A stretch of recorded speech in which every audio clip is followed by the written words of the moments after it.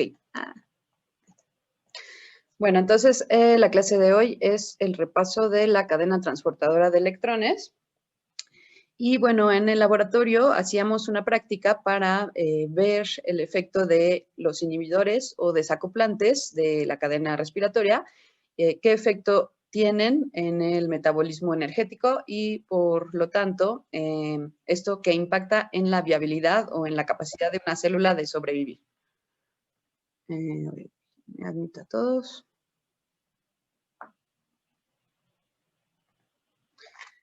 Ok. Entonces, como recordarán, como vieron en su clase, pues el metabolismo central es una gran parte, se dedica a la obtención de energía, es el metabolismo energético, y principalmente pues sería la glicólisis y el ciclo de Krebs, en donde se empieza este metabolismo energético, y en estas rutas metabólicas se obtiene tanto NADH como FADH2, que como les digo, se forman en la glicólisis, degradación de ácidos grasos o aminoácidos, también en el ciclo del ácido cítrico. Depende de qué tenga disponible la célula, pero pues siempre va a necesitar generar estas moléculas para poder tener energía. Entonces, bueno, una vez que se genera el NADH y el FADH, pasan a la fosforilación oxidativa, que es el proceso mediante el cual se oxidan estas moléculas. El NADH y el FADH tienen un alto poder reductor, o sea, son sustratos oxidables para la cadena respiratoria, que van a donar sus electrones para que se dé en esta cadena respiratoria el flujo de electrones, que es lo que permite obtener energía.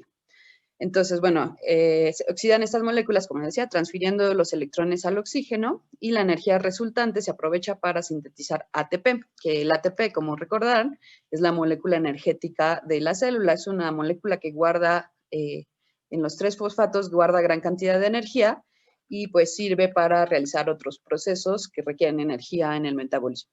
Muchos, por ejemplo, pues la catálisis de algunas moléculas o la remodelación de la cromatina para cambios de la expresión genética, activar algunas proteínas, entre otros.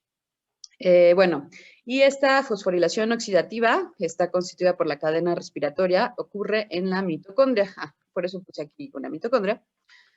Y bueno, esta cadena de electrones se forma a partir de un flujo, como les digo, los electrones del NADH y el FADH son transferidos a diferentes complejos proteicos. Estos supercomplejos proteicos son 4, aquí los vemos. El 1 es la NADH-Q oxidorreductasa, que es, bueno, como les digo, reduce el NADH y al pasar 2 electrones, va a bombear un protón al espacio intermembranal. Algo importante, bueno, la cadena respiratoria está en la... Profesora, perdón, es que dice Jimena que si la puede dejar entrar a la sesión. Sí, disculpa. Pues no me sale... ya. Voy. No me sale que esté alguien en espera. Ay. ¿Le puedes decir si vuelve a entrar? A ver si, porfa. Sí, está bien, gracias. No me sale la invitación, digo la opción.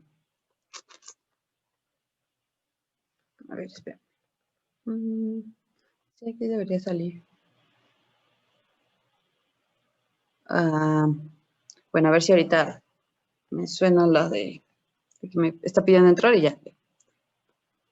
Qué raro que no salga. Bueno, como les decía, ya se me regresó la diapositiva. Sí, tenemos la cadena respiratoria mitocondrial, está entre el espacio intermembranal de la mitocondria y la membrana interna. Este está en la membrana justo que divide el espacio intermembranal y la matriz, que sería lo de adentro. Y entonces el bombeo de protones, lo que se requiere es hacer un gradiente de protones una diferencia de protones entre el espacio intermembranal y la matriz. Para esto, estos complejos van a estar bombeando cada uno protones hacia el espacio intermembranal y los van a tomar de la matriz. Entonces, como les decía, el primer complejo, que es la HQ óxido reductasa va a reducir el NADH, va a pasar un protón y, bueno, esta reducción del NADH se realiza mediante la transferencia de 2 electrones que después del complejo 1 se van a transferir al complejo 2 y a la enzima Q. Luego, como ven las flechitas, es como sigue el flujo de electrones, se van pasando de uno a otro y este paso de electrones genera, pues, energía y genera que se vayan bombeando en cada complejo, bueno, en el 1, el 3 y el 5, si ven, protones. Entonces, el 2 es la succinato Q-reductasa. Todavía no me sale la invitación de Andrea. ¿Le puedes decir si intenta otra vez? O ya está. No. Es que, bueno, creo que se metió otra reunión, me parece. Entonces ahorita va a entrar a la de acá. Ah, ¿le puedes pasar el link de aquí? Porfa. Sí, está bien. Y, ay, esperen. Ya me hizo bolas. Ok, bueno, entonces, después está la succinato Q-reductasa, que va a reducir FADH2 a FAD, va a transferir sus electrones a la coenzima Q. Después está ahora sí ya, está el complejo 3, que es la Q-citocromo C oxidorreductasa, también va a reducir y bombear un protón. Después los electrones se transfieren al citocromo C, a la citocromo C, que estos, tanto la Q como la C, son unos elementos móviles que, bueno, toman los electrones de un complejo, se mueven a través de la capa bicapa lipídica y llegan al otro para transferir los electrones. O sea, los únicos móviles serían la coenzima Q y la citocromo C. Y después este citocromo C va a llegar al complejo 4, que es la citocromo C oxidasa, le va a transferir los electrones y esto permite que el citocromo C oxidasa bombee otro protón, perdón.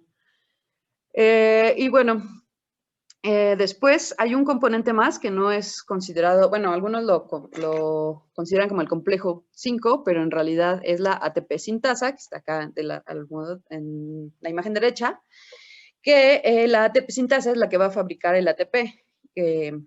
¿Cómo lo hace? Bueno, una vez que se forme este gradiente de protones, que hay muchos protones, es lo que permite a la ATP sintasa funcionar. Ahorita vamos a ver cómo. Entonces, bueno, de resumen, tenemos que la cadena respiratoria está compuesta por 4 complejos enzimáticos fijos, el 1, 2, 3 y 4, como les dije. 2 transportadores de electrones móviles, que serían la coenzima Q o ubiquinona y la citocromo C oxidasa.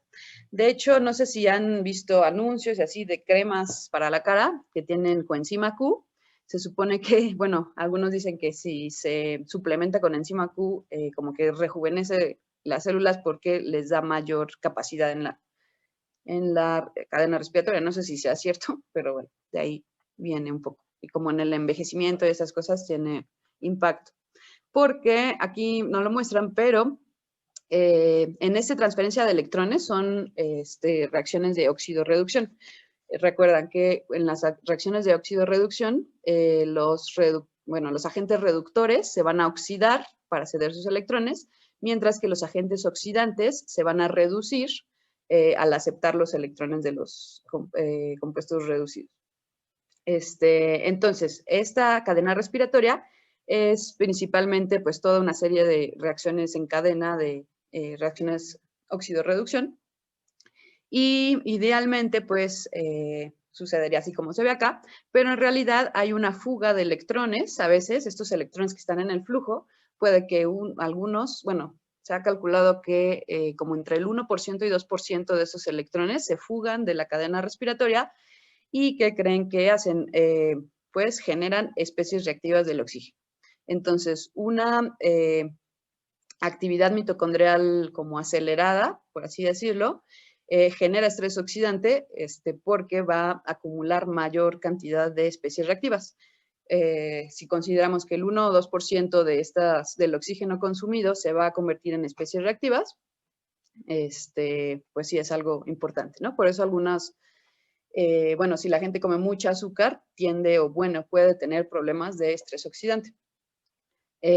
Algo que me salté es que para que funcione esta cadena respiratoria es fundamental que exista o que haya presencia de oxígeno. ¿Por qué? Pues para que ocurran las reacciones de óxido-reducción necesarias, la oxidación necesita oxígeno para que ocurra. Entonces, si no hay oxígeno, esta cadena respiratoria no puede funcionar, no se genera ATP y pues las células mueren. Entonces, así el resumen era que hay 4 complejos enzimáticos fijos, 2 transportadores móviles, que les dije, y una ATP sintetasa, que es el complejo 5. La ATP sintetasa es como un motor que tiene 2, acá lo vemos, es como un canal en donde pueden pasar los protones, y a la hora de que pasan, hace girar una como turbina, algo así decirlo, que es lo que va a generar, sintetizar el ATP. Entonces, ¿cómo ocurre esta síntesis de ATP? Esto fue una teoría unas observaciones que se realizaron en los años 60 que permitieron formular la teoría quimiosmótica. Esta teoría quimiosmótica fue propuesta por Peter Mitchell y, dice que un gradiente de concentración de protones sirve como almacén de energía para dirigir la formación de ATP y lo llamó la fuerza protón motriz. ¿Por qué? Pues porque se mueve gracias a estos protones. Entonces, la fuerza protón motriz, o delta P, es la energía almacenada en el gradiente de concentración de protones. ¿Qué es un gradiente de concentración? Es una diferencia de concentraciones, como vimos con la ósmosis, no sé si recuerdan, en donde en un lado va a haber mayor concentración y en el otro menor concentración. Y esta diferencia de concentraciones, de un modo termodinámico o físico, por así decirlo, provoca pues esta generación de energía. Si vemos, si se imaginan acá, en el espacio intermembranal se acumulan los protones. Más bien acá está al revés, sería abajo. Esperen. Bueno, aquí también se ve. Acá tenemos, ¿no?, el espacio intermembranal y aquí se van a ir acumulando los protones hasta que haya muchos. Y lo que ocurre con la fuerza protón motriz es que es como, por ejemplo, cuando uno se va a bañar, que el agua, los tinacos los ponemos hasta arriba de la casa para que la presión o la gravedad nos dé presión a la hora de que abrimos la llave, ¿no? Entonces, algo así es similar la fuerza protón motriz, pero con protones se acumulan muchos y ya que están acumulados, la ATP sintasa abre su canal y pues entonces pasan pues rápidamente y es esa como paso lo que genera la cantidad suficiente de energía para que gire la parte F1 de la ATP sintetasa. Aquí en la izquierda tenemos un modelo tridimensional de cómo es la ATP sintetasa, que tiene 2 unidades, la F0, que está en la membrana mitocondrial interna, viendo hacia el espacio intermembranal, y la subunidad F1, que es la turbina que les digo, que gira, y al girar va generando el ATP. O sea, utiliza ADP más pues estos protones y genera el ATP. ADP y fósforo, PI. Y como ven, así está acomodada aquí. La F0 está dando hacia el espacio intermembranal, como les digo, porque de aquí entran los protones, es como un canal, y a la hora de que pasan y salen, gira la F1 y eso genera la fuerza protón motriz. ¿Alguna duda hasta aquí? Supongo que no. Bueno, entonces, ¿ahora qué pasa? No, ninguna. O sea, normalmente esta cadena respiratoria es la principal fuente de obtención de energía de la célula. Recordarán que también está la glucólisis anaerobia, pero si nosotros comparamos las dos vías, la fosforilación oxidativa permite, la glucólisis con la fosforilación oxidativa juntas, crean, me parece, 38 moléculas de ATP por cada molécula de glucosa, mientras que la glucólisis anaerobia solamente genera 2 ATPs por cada molécula de glucosa. Entonces, si verán, pues la eficiencia energética es mucho mayor utilizando esta cadena de electrones. Y, al ser más eficiente, la mayoría de organismos aeróbicos ya han desarrollado, más bien, utilizan esta como fuente principal de energía. Y si se inhibe esta cadena respiratoria, pues es un gran impacto energético porque ya no va a tener energía y la célula sin energía pues mueren, ¿no? No necesitan ATP para poder mantener la vida. Entonces, si se acaba el ATP, pues se acaba la vida también. Y esto ocurre, por ejemplo, de una manera normal, pues tal vez por una mutación o algo así podría ocurrir, pero existen algunas moléculas o algunos químicos o sustancias que funcionan como desacoplantes o inhibidores de la cadena de algún complejo en específico. ¿Esto qué significa? Que al unirse a los complejos de la cadena respiratoria van a bloquear su funcionamiento o inhibir su funcionamiento y entonces ya no surge esta cadena, ya no, pues sí, ya no se da el flujo de electrones, ya no se da el bombeo de protones y por lo tanto no hay síntesis de ATP. Entonces, bueno, se puede distinguir entre desacoplantes e inhibidores. Los desacoplantes son los que disipan el gradiente de concentración electroquímico, o sea, permiten que haya paso entre los dos espacios, la intermembrana y la matriz de los protones, entonces, pues, facilitan que se regresen estos protones a la matriz. Por ejemplo, el dinitrofenol es un compuesto que hace permeable la membrana y esto, al disipar el gradiente, pues, inhibe la producción de ATP, los que les comentaba. Creo que me parece que, no, me estoy confundiendo. Pensé que era un pesticida, pero hay algunos pesticidas que hacen eso. Bueno, y los inhibidores son sustancias que se unen de un modo irreversible a alguno de los componentes, a alguno de los complejos de la cadena de transporte de electrones. Entonces, al unirse irreversiblemente, van a bloquear su habilidad de cambiar, bueno, de realizar estas reacciones de óxido-reducción. Por lo tanto, impide el flujo de electrones y pues ya no hay ni gradiente ni producción de ATP. Por ejemplo, un inhibidor sería la ácida de sodio, que inhibe el complejo 4 o la citocromo C oxidasa, porque se une al grupo hemo con un enlace irreversible. O sea, la citocromo C oxidasa tiene un grupo hemo. Los grupos hemo son muy importantes en las proteínas, bueno, en las oxidorreductasas, porque justo el hierro, el ion de hierro, que es como el centro de los grupos hemo, es el que reacciona y hace estas reacciones de oxidorreducción. O sea, reacciona con el oxígeno, sobre todo. Bueno, ahorita les voy a dar otros ejemplos. Bueno, aquí tenemos varios ejemplos de inhibidores. Ay, esperen.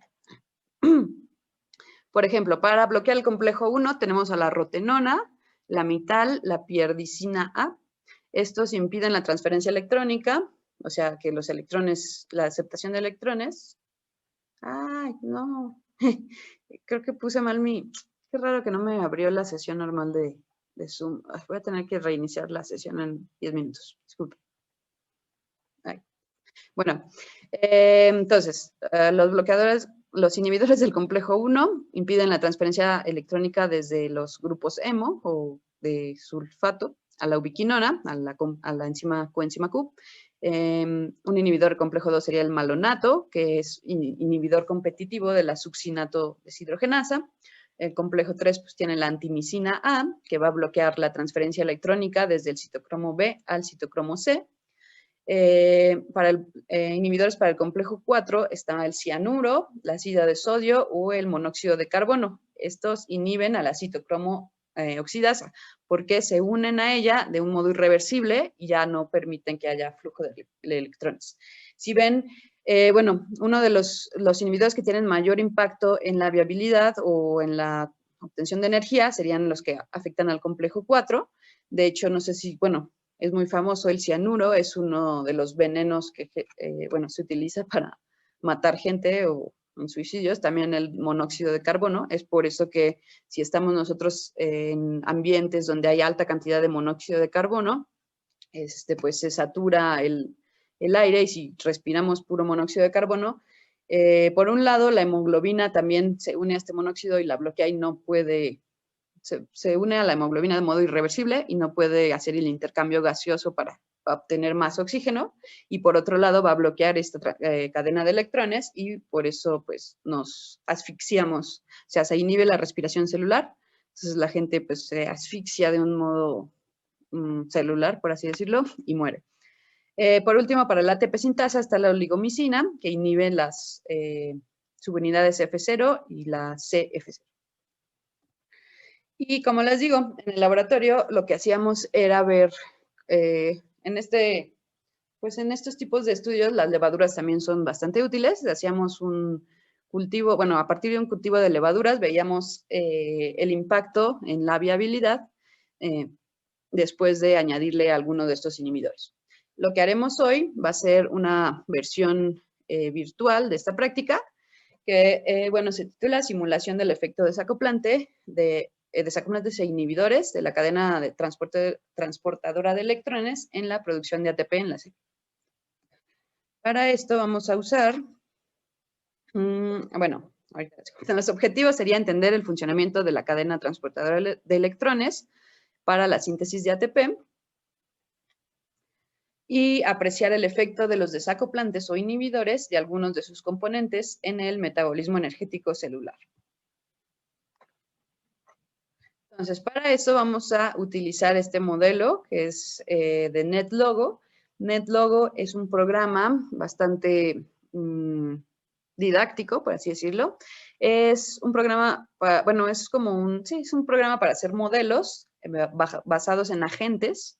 Y, bueno, uno puede hacer sus propios modelos, pero ya hay una biblioteca de diferentes modelos, sobre todo para explicar cosas biológicas o físicas, químicas, etcétera. Y en este caso vamos a utilizar que lo hizo un señor que se llama Xiang L en el 2019 y se llama, respiración celular, la cadena transportadora de electrones.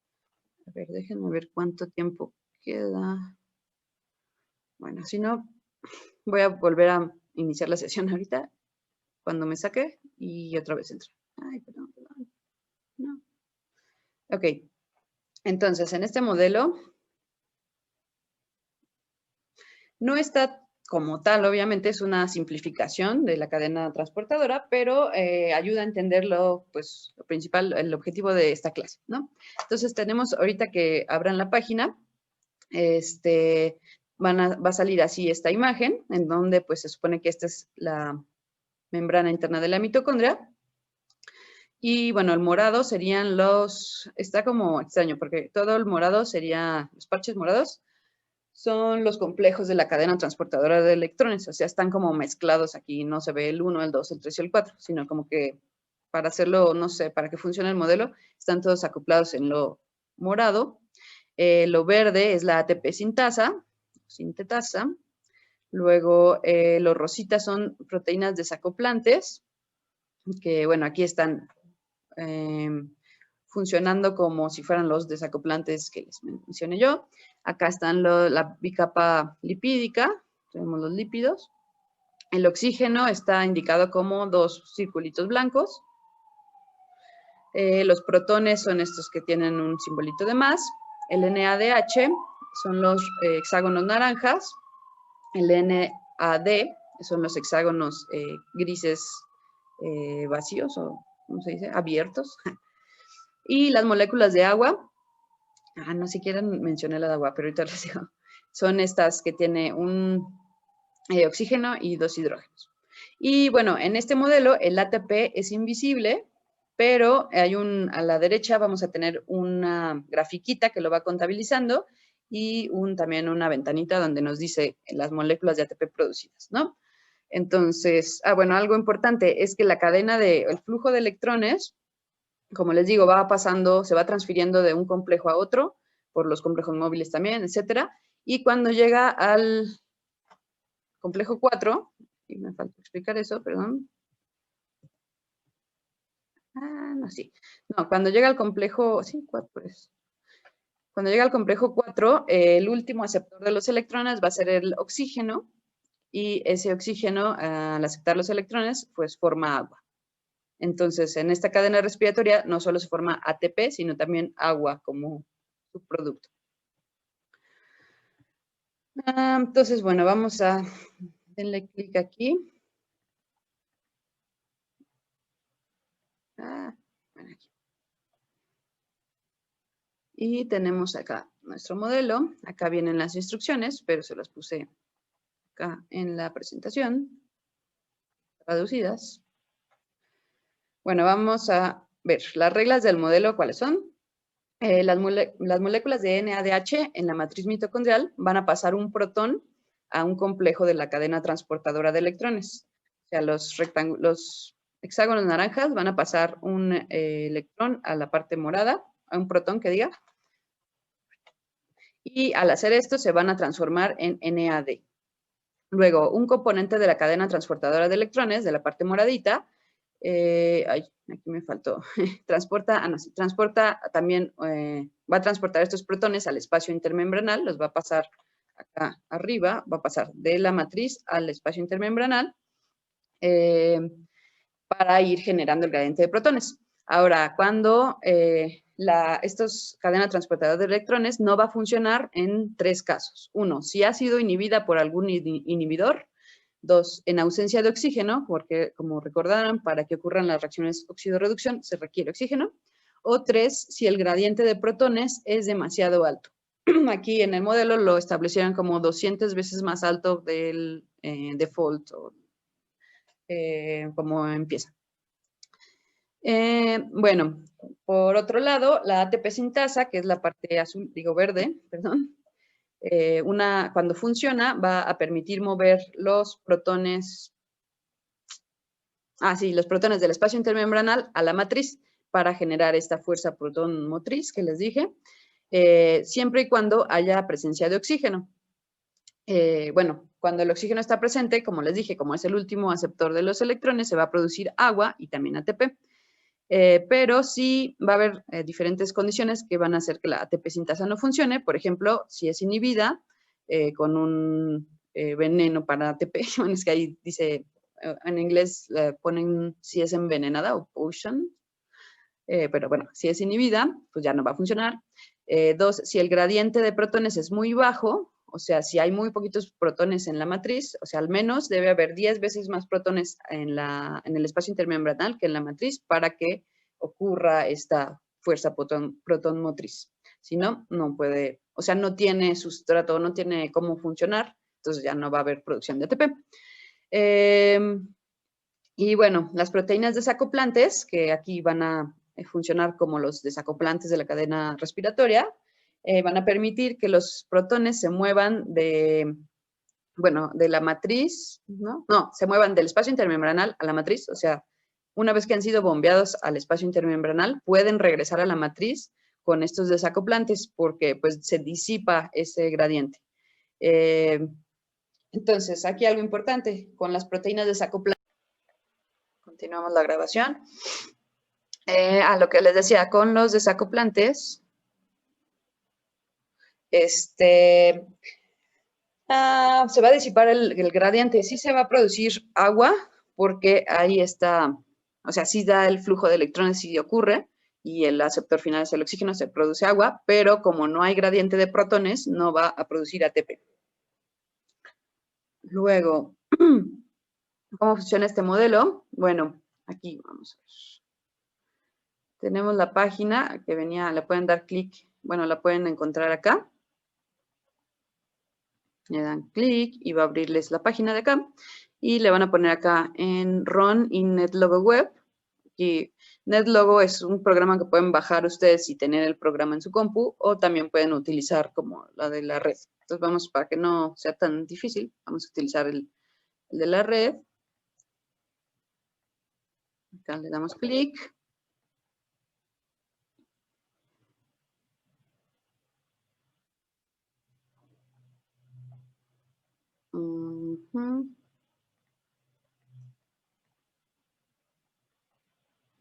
Y bueno, entonces hay que ponerle setup.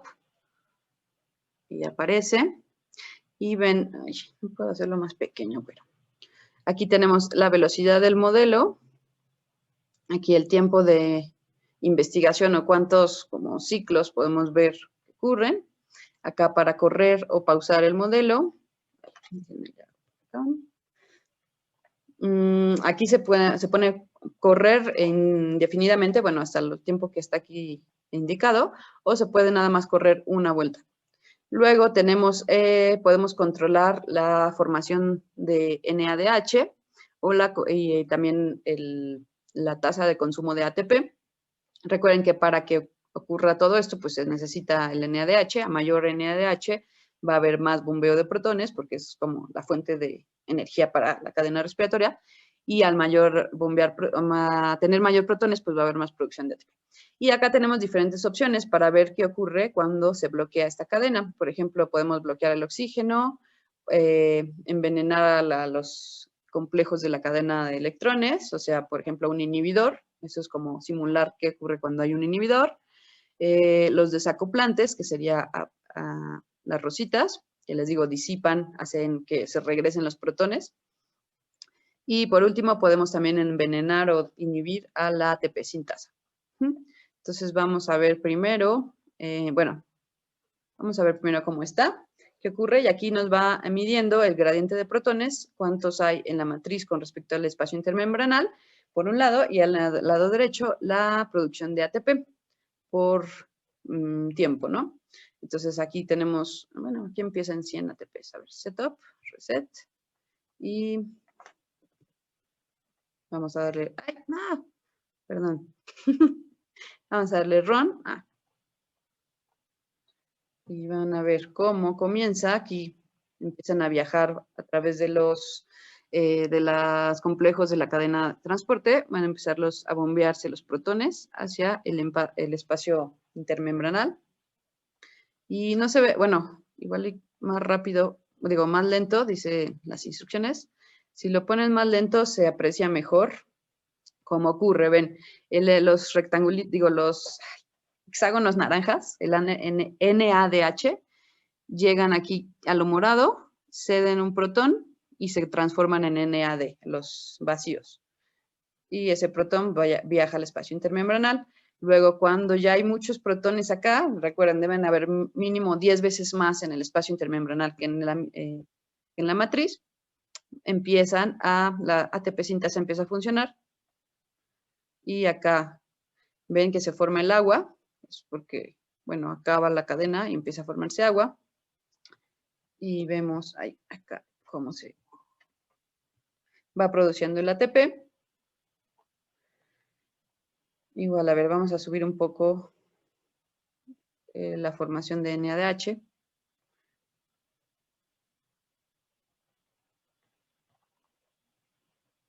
Bueno, así es como funciona. Vamos a seguir, bueno, les voy a decir qué es lo que tienen que hacer ustedes de ejercicio. Bueno, aquí como dice el método, por ejemplo, sugieren aquí que se anote el tiempo, bueno, que primero empiecen con un número grande de tiempo para ver qué ocurre en estos ciclos. También pueden ver pequeños, o sea, ir jugando con las opciones que da el modelo, ¿no? Por ejemplo, ponerlo de bloquear el oxígeno, qué pasa cuando no hay oxígeno, qué pasa cuando se inhiben los complejos de transportadores de electrones y qué pasa cuando se inhibe la ATP sintetasa. Básicamente es lo que tiene que ser. No lo traduje aquí, está en inglés. Pero bueno, como parte de los resultados, discusión y conclusiones, bueno, resultados sería como que ustedes jueguen con el modelo, observen qué ocurre cuando, como les digo, qué pasa si bloqueamos el oxígeno, o luego qué pasa si bloqueamos si bloqueamos el oxígeno, deja de moverse el bombeo de protones ¿ven? Y ya no aparecen las moléculas de oxígeno. ¿Y qué pasa con el ATP? Empieza a disminuir. Vamos a ver qué pasa. Si lo dejo así un rato. Bueno, el chiste es que ustedes lo vean. Mejor para no hacer spoilers, ustedes háganlo ahorita. Tienen, pues si quieren, pueden hacerlo individual o en equipo, como prefieran. Pero si el reporte tiene que ser en equipo, básicamente es jugar con este modelito y aquí contestar estas preguntas. Ahorita las voy a traducir porque las puse en inglés. Pero bueno, entonces ahorita les voy a dar, ¿qué será? 11:51. A la 1 nos vemos de nuevo para que, bueno, me digan qué observaron.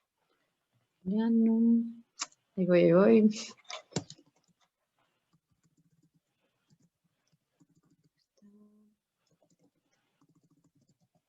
No, ok.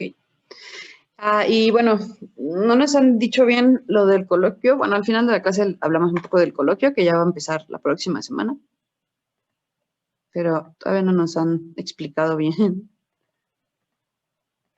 Creo que va a ser 2 días son conferencias y los demás días son presentación de trabajos, pero no me queda claro si ustedes tienen que explicar su trabajo o solo los jueces entran a verlos o cómo. Esperemos que en estos días nos lo expliquen y ya les decimos nosotros.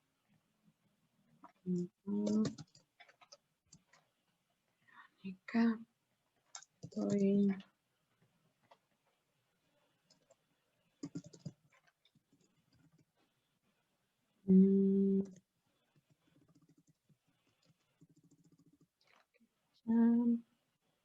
Son las 4. Ahí voy, ahí voy.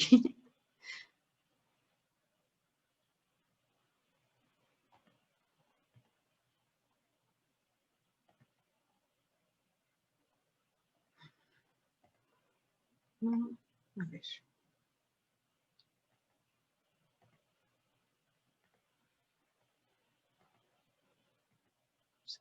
4.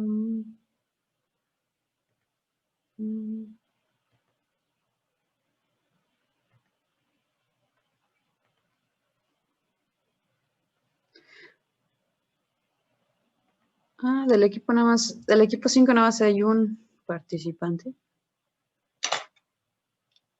Mm,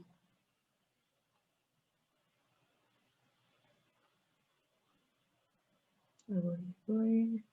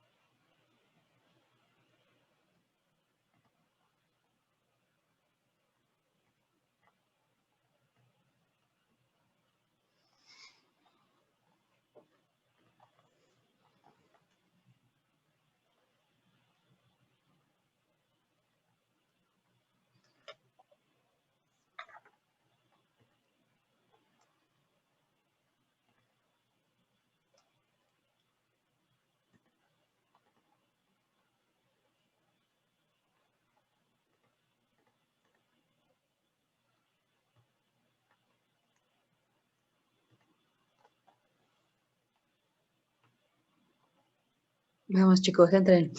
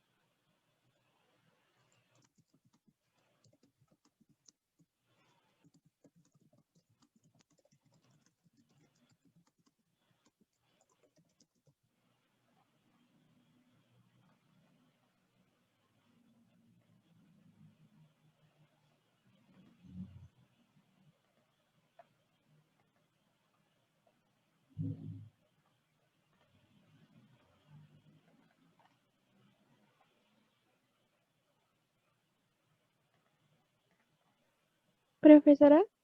Sí, voy. Estoy viendo cuál era tu equipo. Ya. Ok, perdón.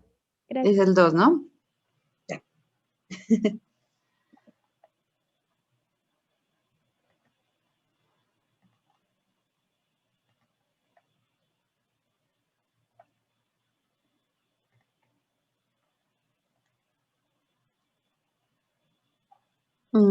Carla, ¿puedes entrar a la sesión de tu equipo, por favor?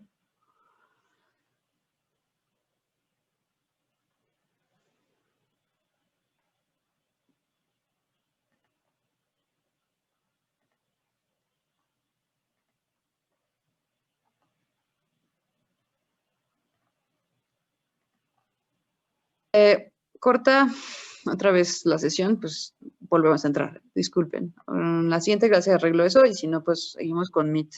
No sé si ya caducó mi licencia de Zoom, pero pues, debería no haber caducado porque todavía no acabó el semestre. Bueno, entonces, ¿qué pasa si bloqueamos el oxígeno? Aquí la pregunta era, ¿qué ocurre primero? ¿Deja de funcionar los transportadores de electrones o la ATP sintetasa? Entonces vamos a ver. Sin oxígeno van a ver que aquí el agua empieza a desaparecer. También en las moléculas de oxígeno, obviamente.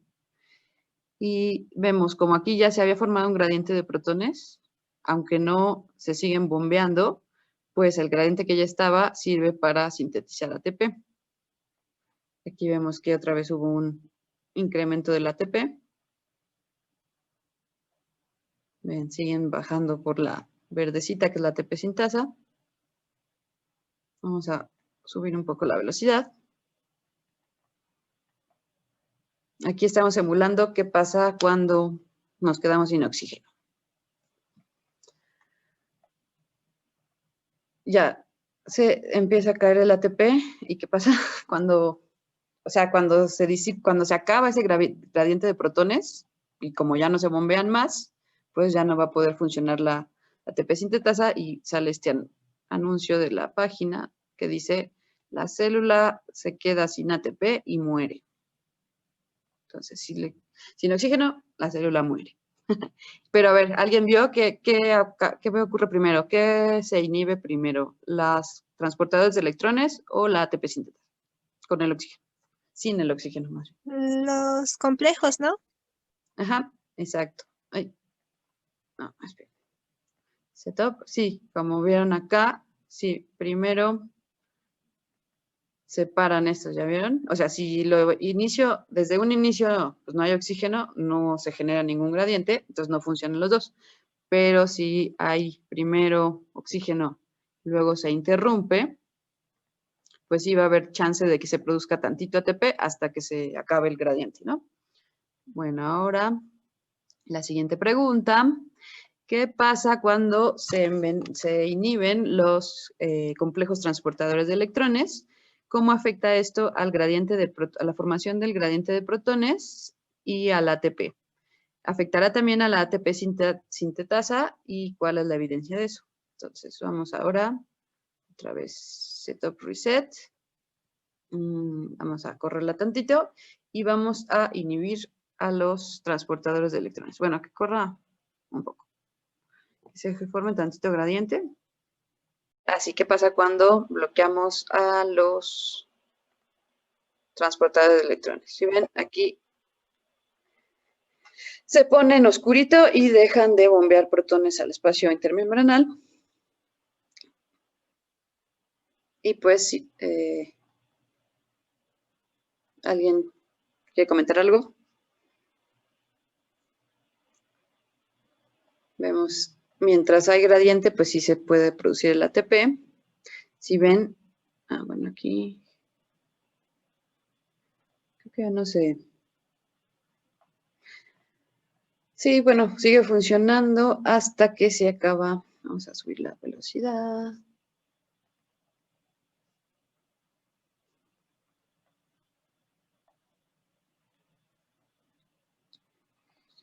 Cuando el gradiente ya es muy bajo, pues se va a inhibir la ATP sintasa.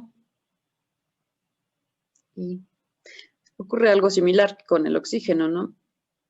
De hecho, pues lo mismo porque también el oxígeno es el que alimenta la cadena de electrones. Bueno, más bien el que permite que ocurran las reacciones, no el que alimenta, el que alimenta es el NADH, perdón. Casi. Ahí se ve. Ya no hay mucho gradiente. Ya empezó a decaer la síntesis de ATP, aquí pueden ver.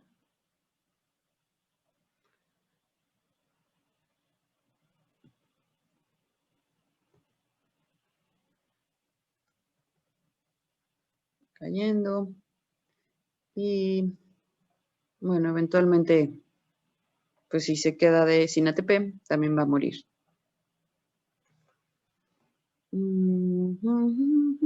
Ya casi, ya casi, ya casi.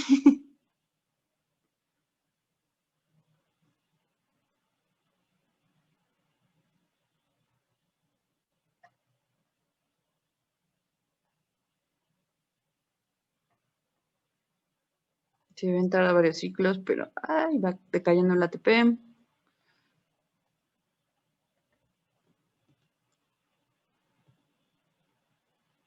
Y un poquito.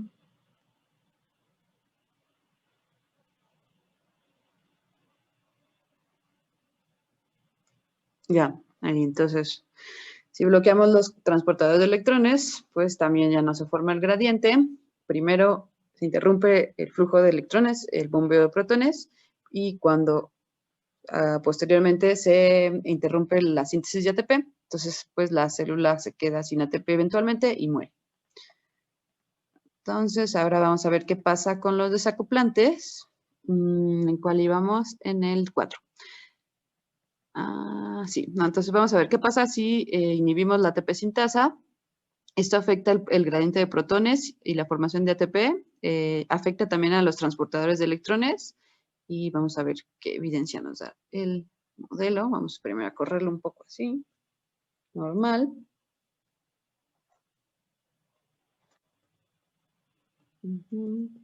Todo funcional. Empieza a generar el gradiente. Y ahora vamos a bloquear la ATP sintasa. Igual podemos bajar. También pueden moverle aquí. Bueno, si después tienen tiempo y no entran de todos a la vez, pueden mover la tasa de consumo de ATP o la formación de NADH. Por ejemplo, si subimos el consumo y bajamos la síntesis, pues se va a acabar más rápido. A ver, sí. Entonces, sí, directamente inhibimos la ATP sintetasa, a pesar de que haya aquí un gradiente. No puedo regresarlo.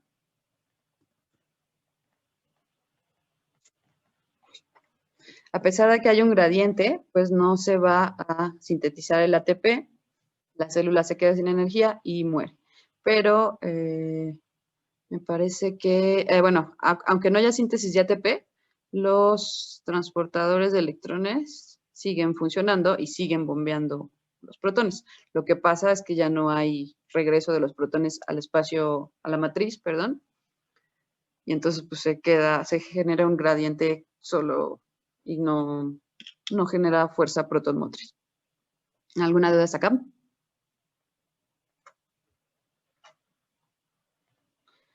Pues ahora, aquí no se muestra el FAT, ¿verdad? Es solo el NAT lo que está en la matriz mitocondrial. Sí, exacto. Sí. Bueno, recuerden, es una simplificación. Igual, pues el FAT sería, cumple la misma función que el NADH, ¿no? También cede los electrones, es como el sustrato oxidable para que dé el flujo de electrones. Bueno, entonces vamos en el 5. ¿Qué pasa si activamos las proteínas desacoplantes? ¿Cómo afecta esto al gradiente de protones y la formación de ATP? ¿Afectará a las transportadoras de electrones o a la ATP sintetasa? A ver, vamos a ver. Setup. Ahora vamos a activar los desacoplantes. Correr. Bueno, primero que corra tantito para que se genere el gradiente.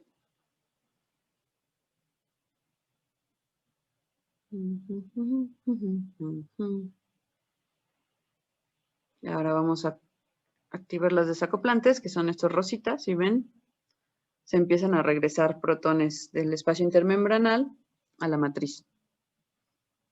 Y vamos a ver qué ocurre con el ATP. Bueno, primero, cuando todavía hay gradiente, pues sí se produce el ATP. Y vemos, a ver, los transportados de electrones siguen funcionando. También la ATP sintetasa sigue funcionando. Entonces, a corto plazo, pues como que no hay mucho efecto de los desacoplantes. Pero, ¿qué pasa si se mantiene más tiempo?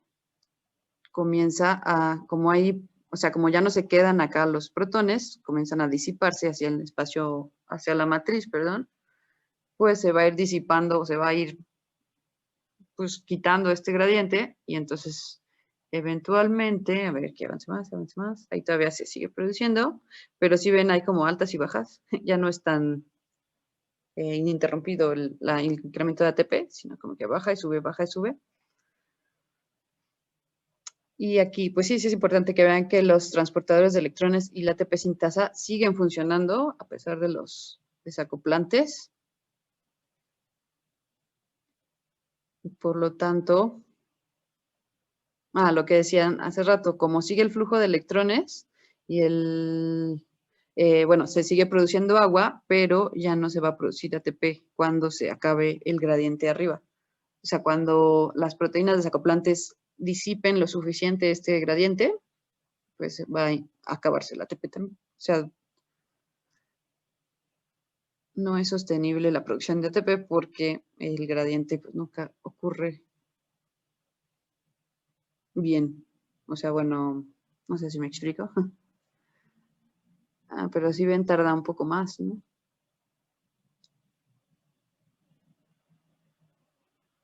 Ahí va.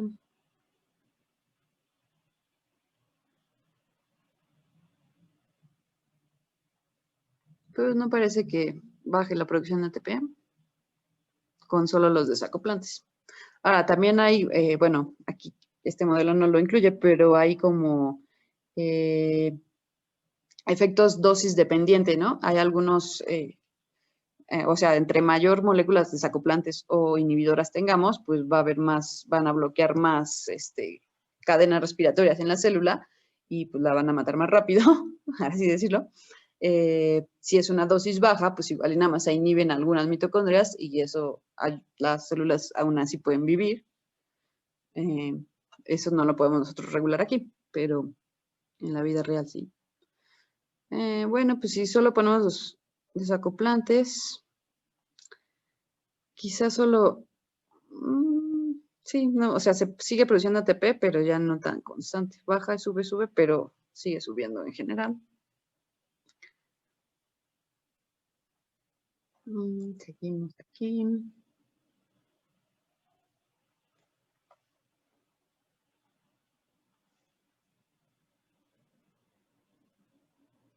No creo que o sea, igual los desacoplantes no son suficientes para acabar con la síntesis de ATP.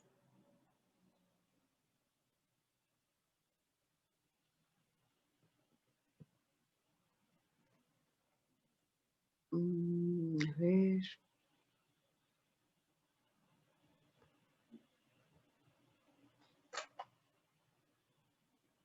Tal vez eso es porque está muy alto. Vamos a bajarle.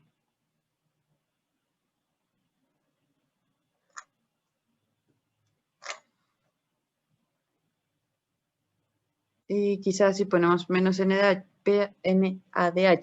como eso es lo que alimenta la cadena de electrones, si hay menos flujo de electrones, pues, o sea, si es más lento el bombeo de protones que la salida por el desacoplante, ahí sí va a afectar la producción de ATP. O sea, porque más rápidamente se va a ir vaciando el gradiente y ya no va a funcionar la ATP sintética.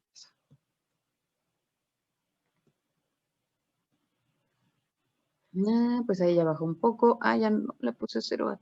No, perdón. NADH.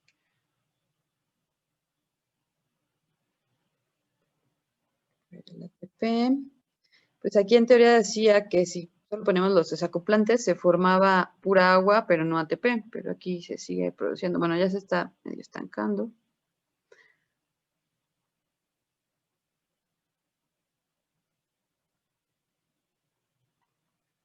Y bueno, también pueden observar qué pasa, por ejemplo, si mezclamos bloquear los transportadores, poner los desacoplantes o bloquear la ATP sintetasa y los transportadores, etcétera.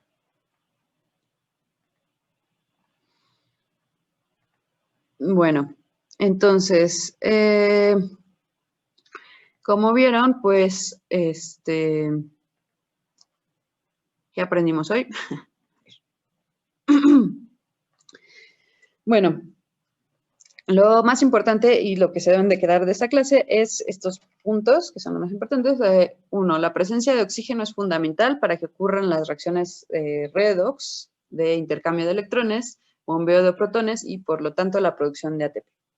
Entonces, sin oxígeno no se puede producir, no ocurre la cadena de electrones.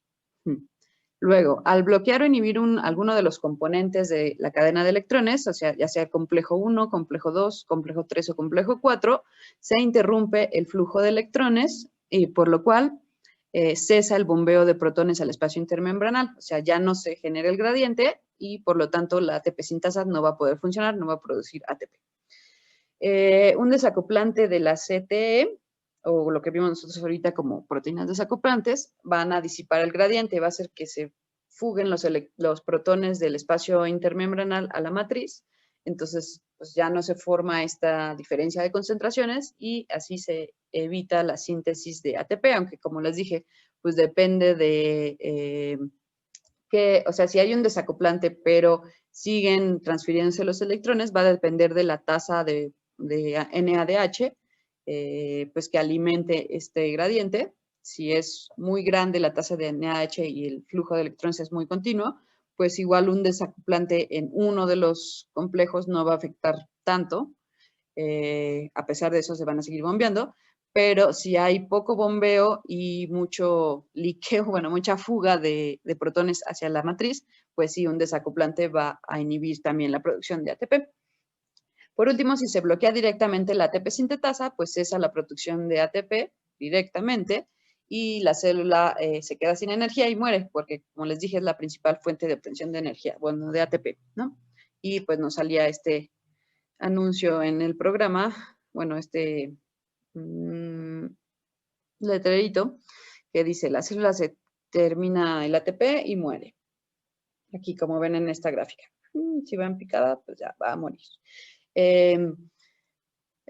Por ejemplo, en la vida real, esto ocurre cuando cuando alguna persona se intoxica con cianida, que es veneno, porque pues bloquea el complejo 5, el cianuro, y no permite que tengamos energía y nos morimos, como se diga. Entonces, esta inhibición de la cadena respiratoria, ya sea por, este bloqueo de inhibición, ya sea por inhibidores o desacoplantes, pues provoca cierta citotoxicidad. La citotoxicidad es pues daño tóxico a las células, ¿no? Como les decía, al bloquear la función de alguno de los componentes de la cadena de transporte de electrones o de la ATP sintetasa, pues se va a evitar la producción de ATP, las células dejan de tener energía, eventualmente mueren, eso ya lo sabemos. Entonces, por lo tanto, la tasa de muerte o la tasa de sobrevivencia o de viabilidad, que se conoce así, es un indicador de la actividad mitocondrial celular. Y es lo que hacíamos en el laboratorio.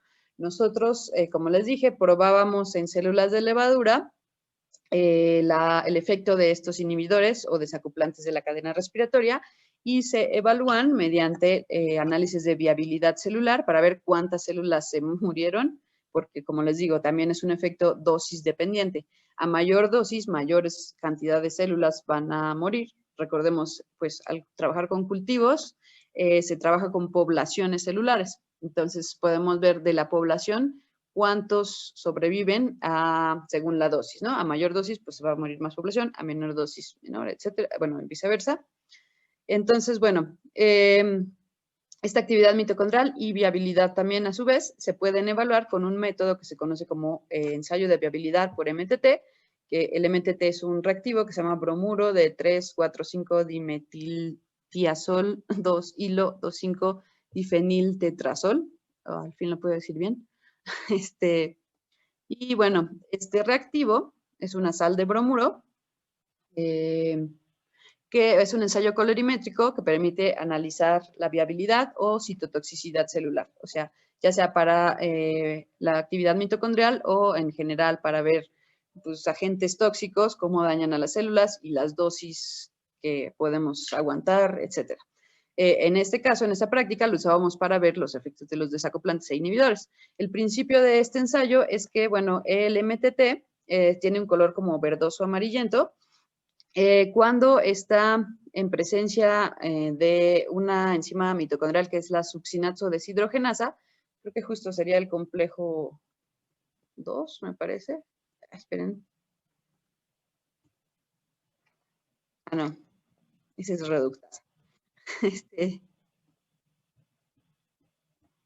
Ok, bueno, la succinato deshidrogenasa mitocondrial va a metabolizar este MTT a formazán, que cambia, bueno, el formazán tiene un color como morado-violeta. Entonces, si nosotros ponemos este MTT a las células, solamente las células vivas o con actividad mitocondrial activa van a ir transformando este MTT en formazán en color azul. Y pues nosotros podemos detectar ese cambio con espectrofotometría, pues a 570 hay un pico de absorción del formazán y nosotros entonces podemos ir verificando porque la cantidad de formazán producido va a ser proporcional a la cantidad de células vivas o metabólicamente activas. Al ser esta una enzima mitocondrial, pues nos indica directamente la actividad mitocondrial de las células. ¿Qué es lo que ocurre? Que el MTT nada más se puede metabolizar por las células activas. Las demás, si las células ya están muertas, no van a metabolizar el MTT, se queda en el exterior. Pero si están vivas, el MTT es metabolizado por esta enzima que les dije y se van formando cristales. Aquí vemos una micrografía, una fotografía en microscopio campo claro de células de levadura, donde vemos que algunas no tienen puntitos azules. Esos puntitos azules son los cristales de formazán que se van acumulando en el interior de las células, en el interior de las mitocondrias. Y esto nos permite pues discriminar entre células vivas y células muertas, o células metabólicamente activas y células metabólicamente inactivas. Por ejemplo, aquí esta ya está inactiva, mientras que esta sí está activa. Y bueno, usualmente primero se checa en el microscopio, o sea, se les pone el MTT a las células, se incuban, aquí no lo mencioné, 20 minutos a 37 grados. Y después de la incubación se tienen que observar en el microscopio para asegurarnos que los cristales están en el interior de las células, ya que están en el interior, se centrifugan, se juntan las células y se deben ¿cómo se llama? Solubilizar con isopropanol ácido o DMCO, otros solventes. Y ya solubilizados se miden en el espectro para determinar por diferencias de absorbancia con respecto a un control en donde, recuerden que siempre debe haber controles positivo y negativo, un control que no tenga nada de daño o muerte o ningún tratamiento dañino. Para comparar, ese control sería el 100% de viabilidad contra nuestros tratamientos y ver cuánto les afectó, ¿no?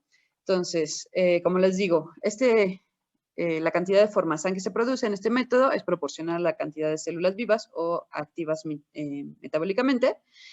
Y bueno, esta técnica la desarrolló Mossman, un investigador en 1983 y ya es muy utilizada sobre todo en ensayos de citotoxicidad para ver qué tan tóxicos son algunos compuestos, probar en los seres vivos. Y ahora pues ya se puede, nosotros lo hacíamos manualmente por triplicado, cada muestra era con 3 tubitos en el laboratorio, pero ya está también automatizado y se puede hacer en lectores de placas. Acá vemos con Cada pocito son creo que máximo 200 microlitros y se hacen diferentes diluciones y diferentes dosis de lo que se quiere probar, el desacoplante, el inhibidor o el veneno a probar, básicamente. Y bueno, el lector de placas ya va midiendo la absorbancia y se puede calcular. Entonces, calcular la viabilidad. Entonces, a mayor intensidad de color va a haber mayor actividad metabólica y pues se puede extrapolar a mayor cantidad de células vivas o mayor viabilidad. Para calcular este porcentaje de viabilidad se tienen que hacer, que multiplicar, bueno, más bien, que dividir la absorbancia de la muestra que queremos probar entre la absorbancia control por 100. Como les dije, la absorbancia control sería como el 100% de viabilidad que nosotros asumimos en una muestra que sea pues un cultivo, el mismo cultivo de las células que estamos probando o evaluando, pero sin ningún tratamiento dañino, o sea, como en las condiciones óptimas. Esa es el 100% y a partir de ese comparamos los demás. ¿Alguna duda aquí? ¿Por qué no sale? Bueno.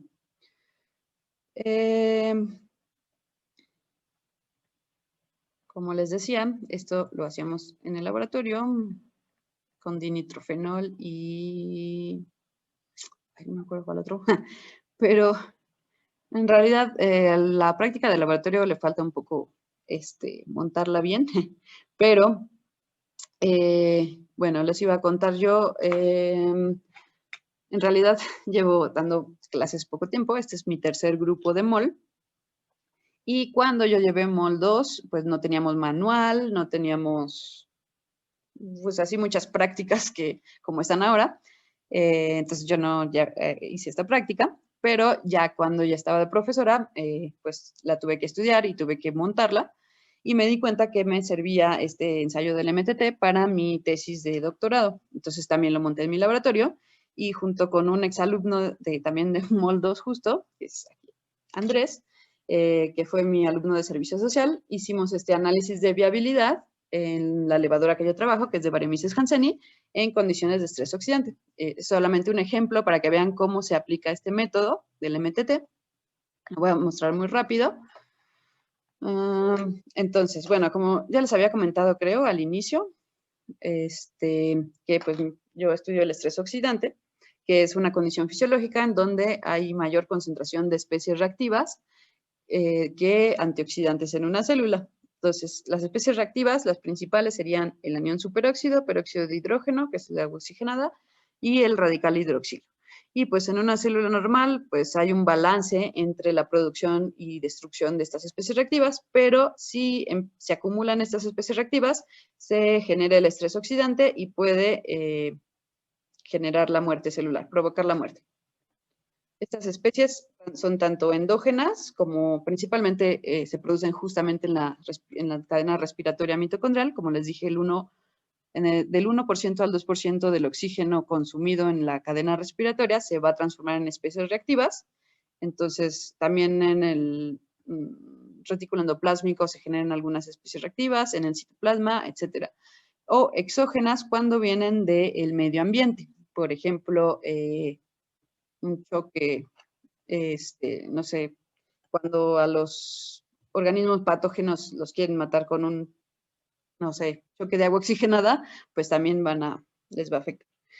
Y bueno, ¿cómo les afecta a las células este estrés oxidante? Pues depende de la cantidad de estrés que haya, ¿no? O el grado de estrés. Si el estrés es bajo, se activa la respuesta antioxidante, lo que permite a las células sobrevivir, pero si el estrés o si la cantidad de especies reactivas es muy, muy alta, pues las células van a morir. Entonces, por lo tanto, también el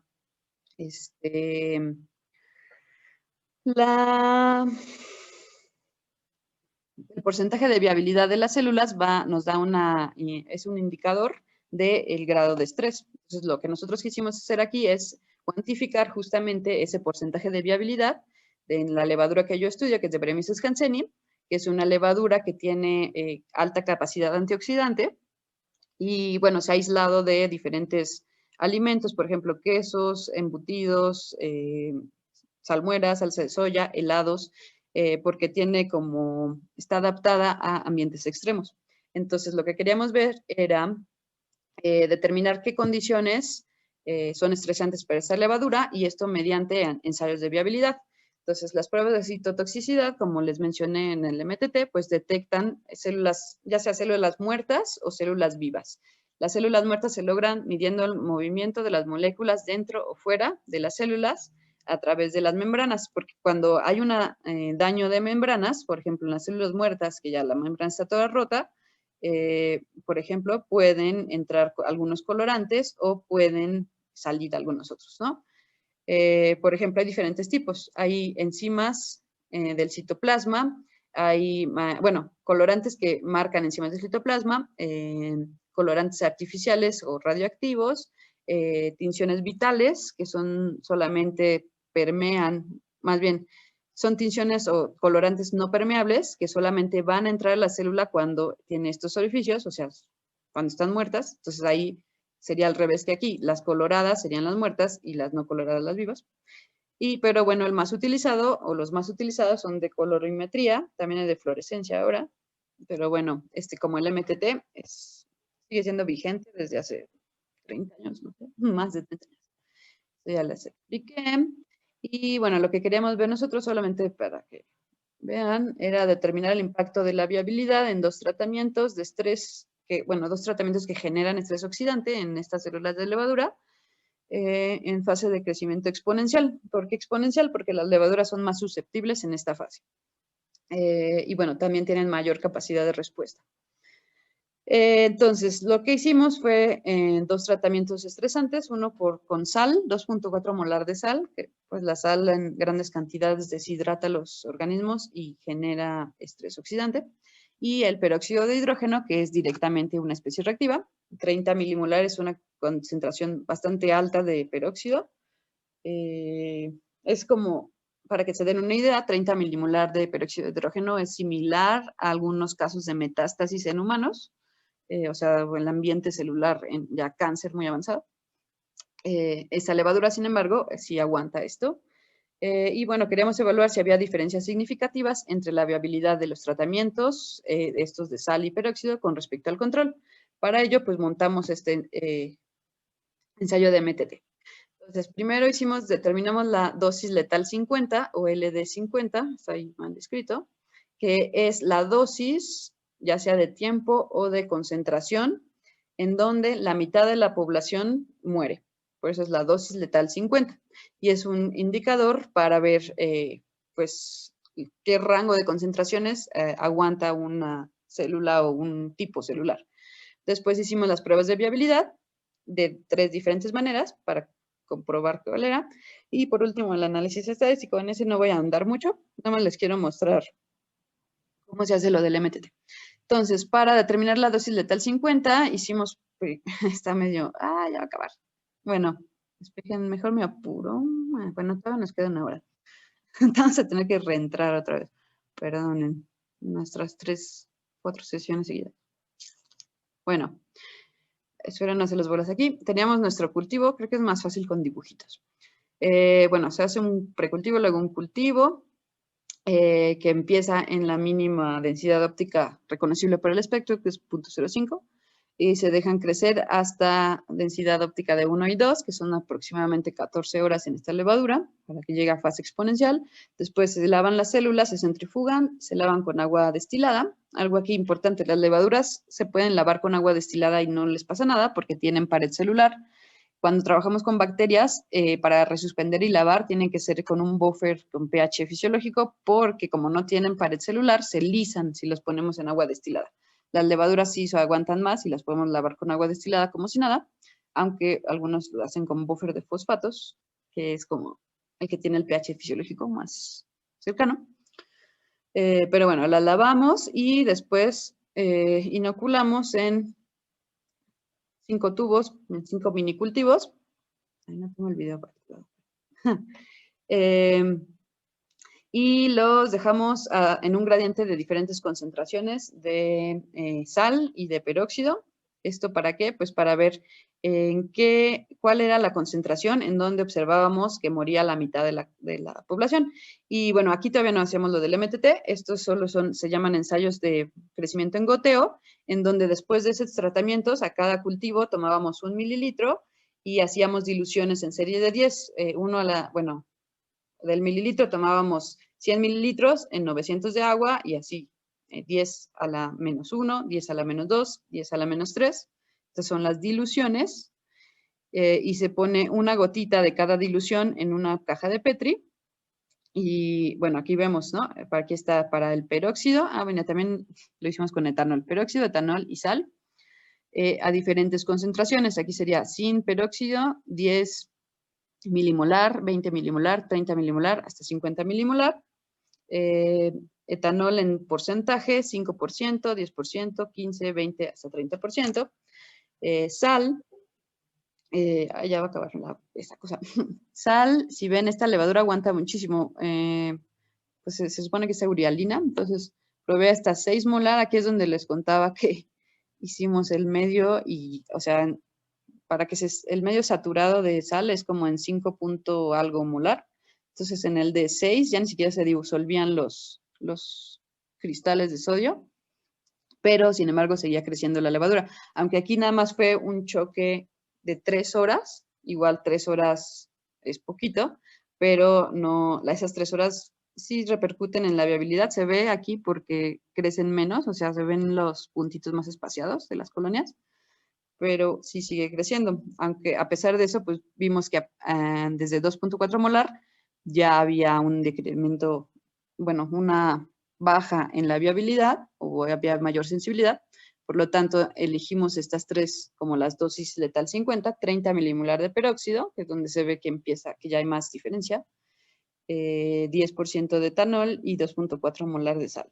Esto es para esta levadura. Cada tipo de células o cada especie de levadura pues tiene diferente rango de, pues de adaptación y de crecimiento, ¿no? Esta, les digo, es una levadura muy resistente. Se ve aquí porque crece hasta 6 molar. Bueno, una vez que ya definimos esta dosis letal 50, sí nos pasamos a hacer el ensayo del MTT, que era, bueno, pusimos, lo que yo quería ver aquí era cómo va cómo va bajando la viabilidad a esta concentración, a la dosis letal 50, pero a través del tiempo.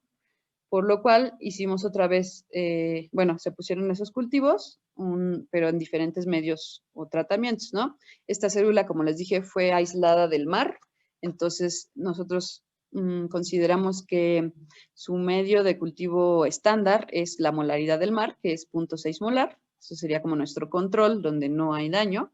Y teníamos dos tratamientos, el de peróxido, aquí nada más usamos dos, ya no hicimos etanol, porque llegó la pandemia, peróxido y sal.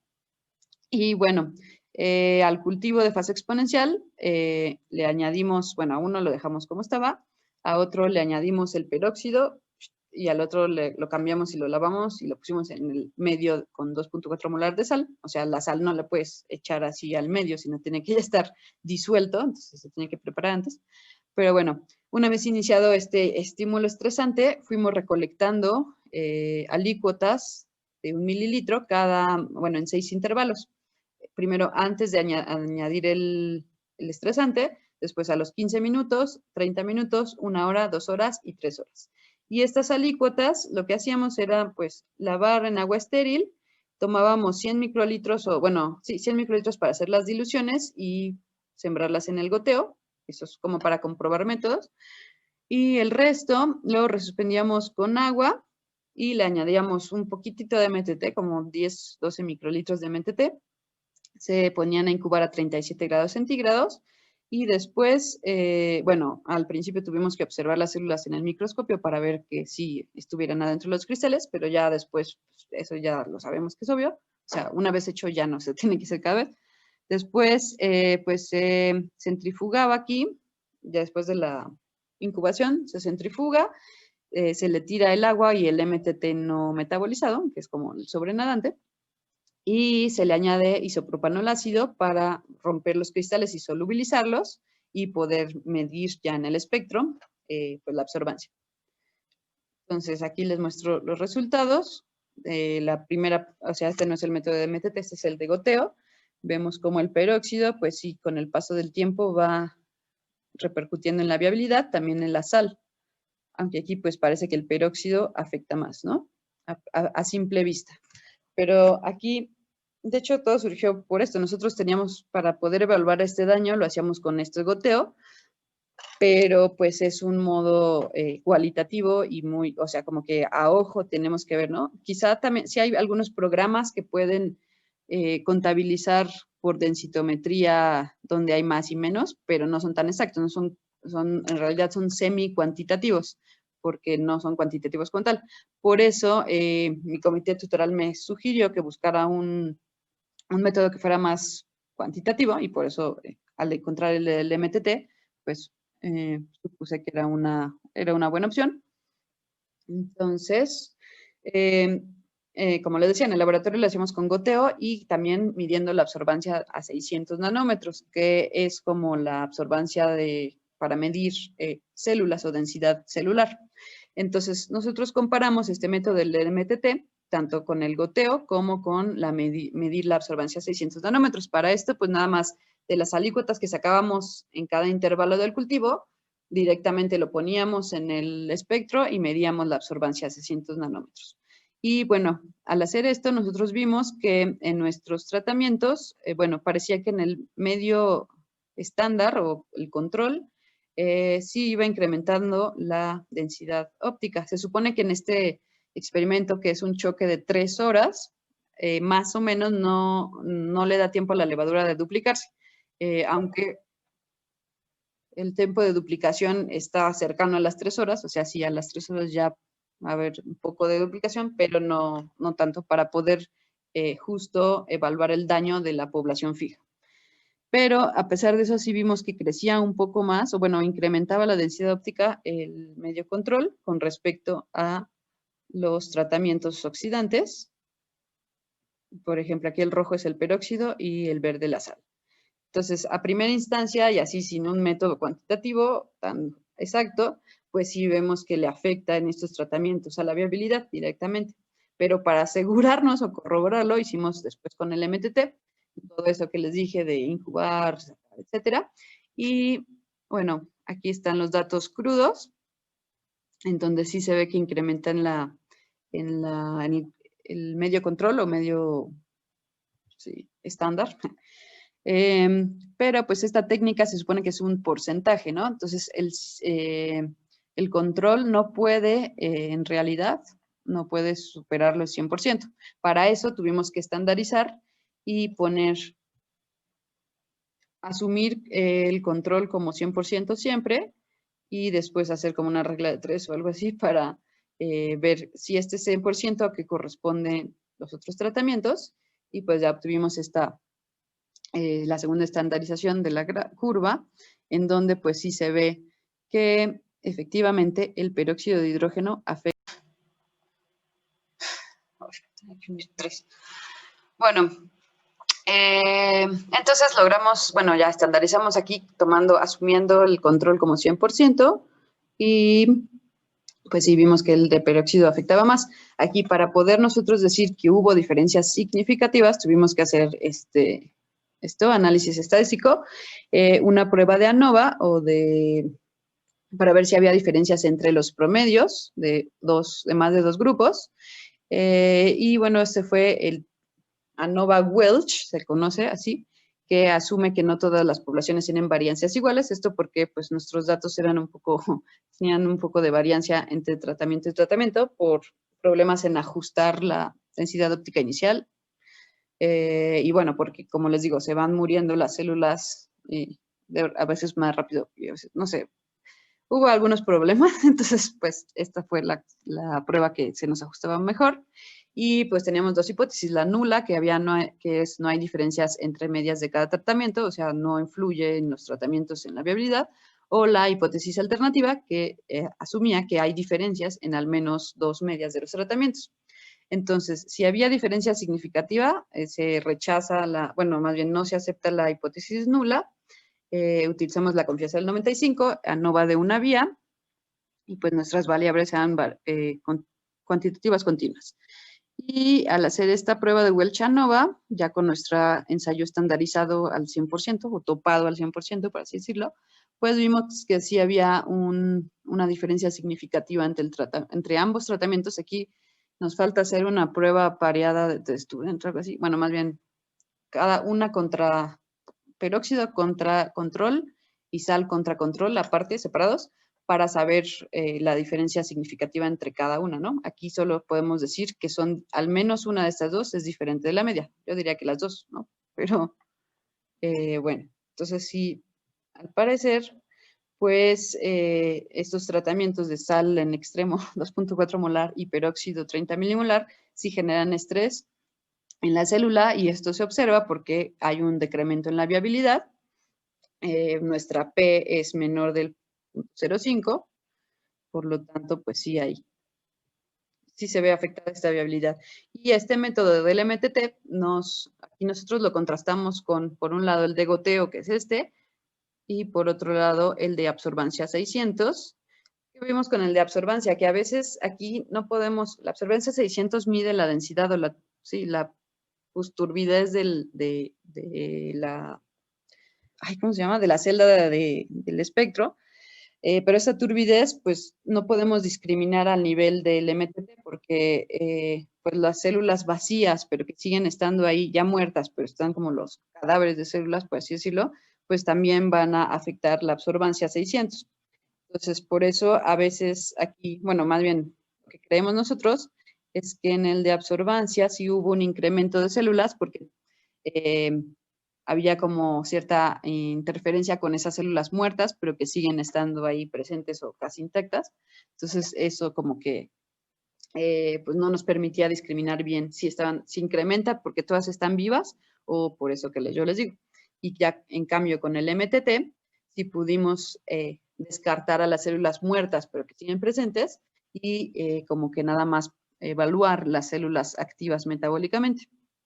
Entonces, pues es una práctica, un método bastante útil, bastante usado, aunque en realidad, ya leyendo y cuando lo estábamos montando, pues vimos que es más usado para células de mamífero, sobre todo en todos los experimentos de cultivos de líneas celulares humanas inmortalizadas, por ejemplo, las HeLa cells o las células embrionarias de riñón. Bueno, hay muchas células que sirven de modelos para diferentes enfermedades, ya utilizando, bueno, ya más como aproximaciones biomédicas, pues para saber, por ejemplo, cómo le afectan ciertos compuestos a las células del riñón. Se usan, por ejemplo, células embrionarias de riñón inmortalizadas y se les hacen estas pruebas de MTT. ¿A qué voy con que está estandarizado para mamíferos? Es que después de que ya habíamos hecho todo esto y pues sí, nos salieron bien los resultados, vimos que, bueno, esta incubación, para que ocurra la metabolización del MTT, el protocolo estándar dice que a 37 grados, que es como la temperatura de los mamíferos, y en donde pues es su temperatura ideal. Sin embargo, nosotros en esta levadura, por ejemplo, 37 grados ya es mucha temperatura. Se supone que tenemos que rehacer esto o probarlo de nuevo a una menor temperatura, 30 grados, que aquí no daña tanto esta levadura que aguanta, creo que el máximo que aguanta son como 34. Aunque como era poquito tiempo, pues no la matamos. Como solo fue media hora de incubación, no la matamos, pero pues sí afecta. Entonces, tenemos que mejorar este ensayo, adaptarlo más a este organismo en particular, pero pues sí nos sirvió para poder pues evaluar nuestros tratamientos y si generaban o no estrés en la célula. Y creo que ya sería todo. De aquí. ¿Alguna duda hasta acá? ¿Alguna opinión?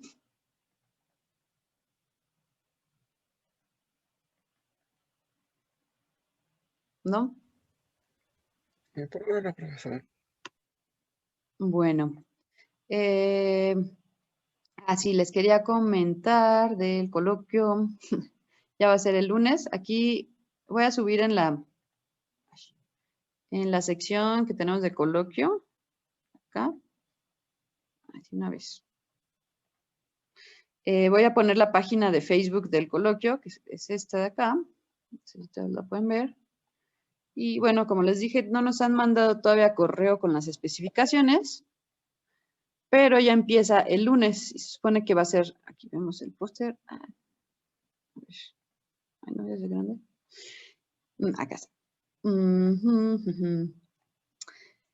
Va a ser del 11 al 15 de enero, ¿no? Y entonces aquí todavía no han explicado bien, pero según lo que parece aquí es que el 11 y el 15 va a haber 2 pláticas a las 12 y a la 1.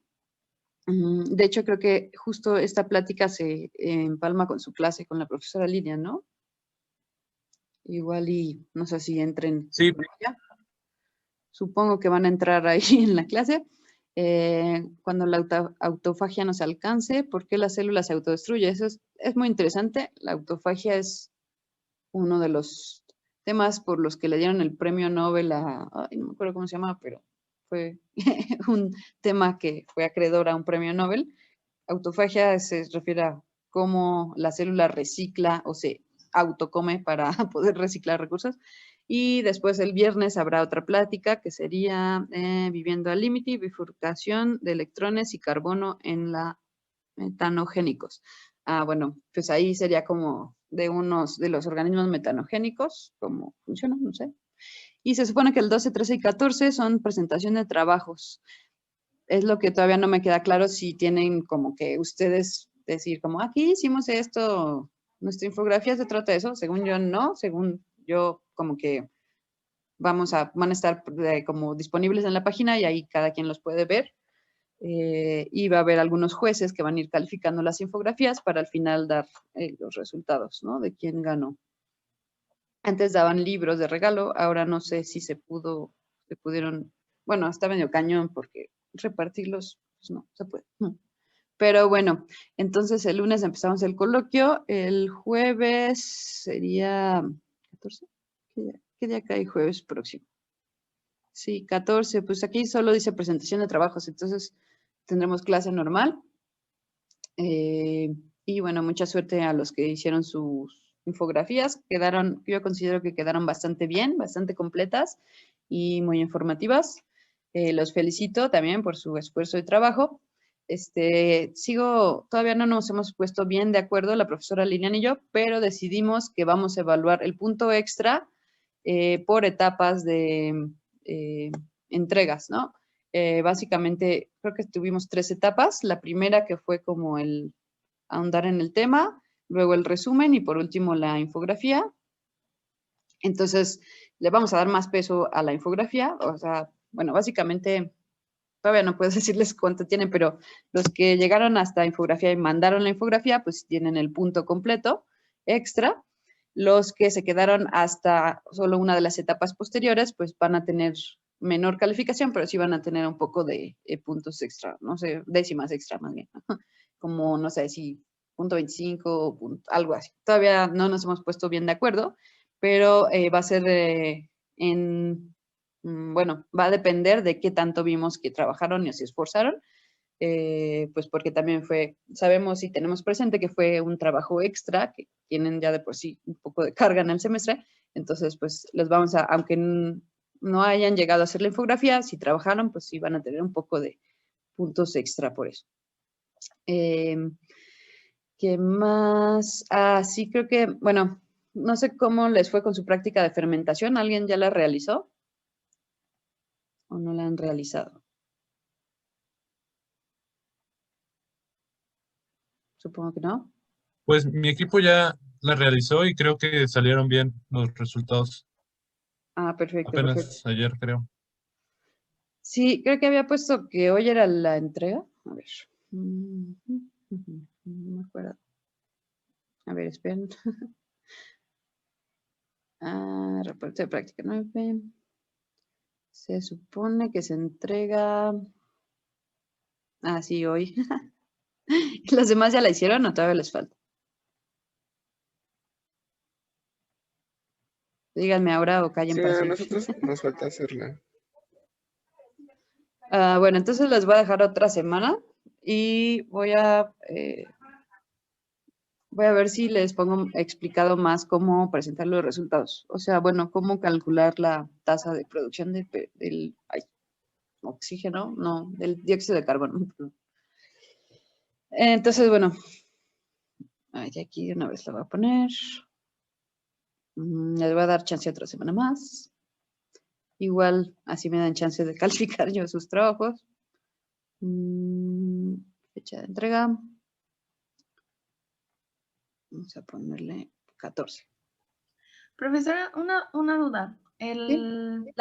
Bueno, la práctica que hicimos ahorita, que fue lo del programa, bueno, Ajá. el simulador, ¿ese para cuándo es?